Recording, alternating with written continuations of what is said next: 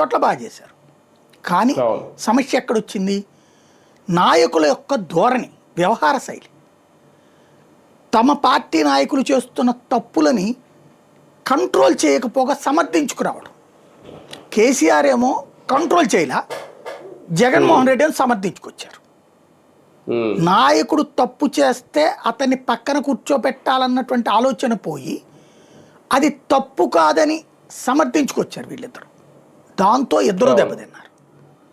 23లో కేసీఆర్ పతనం తర్వాత గ్రహించాడు జగన్మోహన్ రెడ్డి, బట్ అప్పటికి ఇంకా 6 నెలలే మిగిలింది. తను సరిచేద్దాం అనుకున్న అప్పటికి కాలం అయిపోయింది.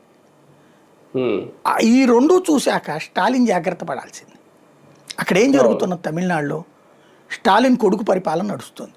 అతను అహంకారపూరితంగా మాట్లాడతాడు, హిందువులను దూషిస్తాడు, తోలనాడతాడు. అతని నాలెడ్జ్ ఎంత? వాడు అనకూడదు కానీ వాడు వాగిన వాగుడు, బలుపుతో కూడిన వాగుడు. పైగా హిందువులని అవమానించడానికి గొప్పగా ఫీల్ అవడం.